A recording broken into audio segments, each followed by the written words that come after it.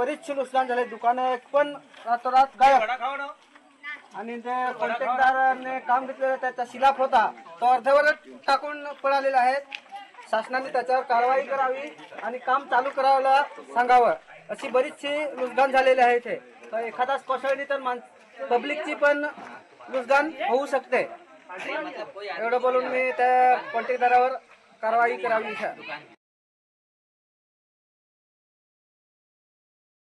पालघर जिल्ह्यात सध्या पाऊस सुरू आहे आणि याच पावसामुळे डहाणू तालुक्यातील प्रसिद्ध महालक्ष्मी गडावर 16 ऑगस्ट रोजी शनिवारी दरड कोसळून 7 दुकानांचं नुकसान झालंय.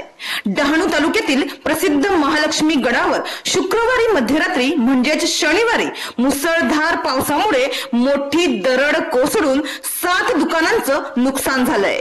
त्यापैकी 3 दुकाने थेट दरीत कोसळल्याने पूर्णतः उद्ध्वस्त झाली आहेत, तर उर्वरित 4 दुकानांना अंशतः हानी पोहोचली आहे. सुदैवानं या घटनेत कोणतीही जीवितहानी झालेली नाही. मात्र दुकानदारांचं मोठं नुकसान झालंय. नुकसानग्रस्त व्यापाऱ्यांची यादी व अंदाजे त्यांचं किती नुकसान झालं आहे ते पाहूया. काशीनाथ घोषे यांचं 24,500 रुपये नुकसान झालंय.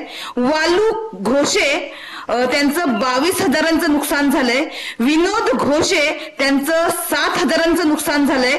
तसेच नरेश घोषे यांचं 2,000चं आणि अमृत सालकर यांचं 2,700 रुपयांचं नुकसान झालंय. तर तलाठी यांच्याकडून घटनास्थळी दाखल होऊन पंचनामा करण्यात आला आहे. हे सर्व दुकानदार सर्वसामान्य कुटुंबातील असल्याने त्यांना नुकसान भरपाई मिळावी अशी त्यांनी अपेक्षा व्यक्त केली आहे. तर या ठिकाणी दरड कोसळल्यामुळे महालक्ष्मी मंदिर परिसरातील अरुंद रस्त्यालाही याचा फटका बसलाय. मात्र सुदैवानं पावसामुळे भाविकांची या ठिकाणी वर्दळ कमी असल्याने मोठी दुर्घटना टळली आहे. परंतु या भागात पूर्वीही अशा घटना घडल्या होत्या.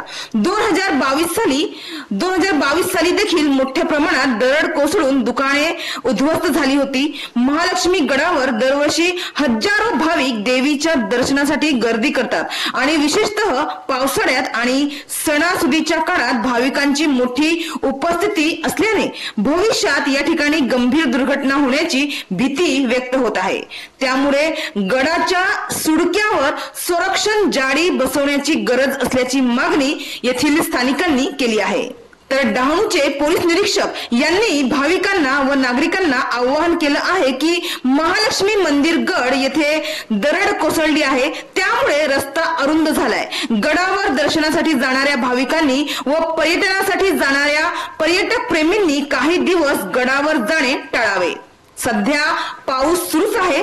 पाऊस कमी झाल्यावर गडावर आवश्यक उपाययोजना करण्यात येतील असे डहाणू पोलीस ठाण्याचे पोलीस निरीक्षक किरण पवार यांनी आवाहन करत उपाययोजना करण्यात येणार असल्याचं देखील सांगितलं आहे.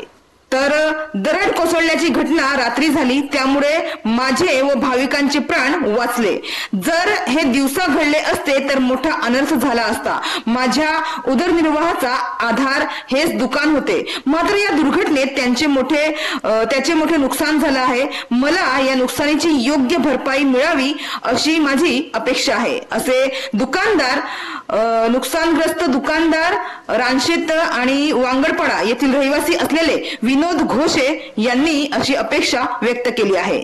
डहाणूवरून कल्पेश दळवी, विकास समाचार.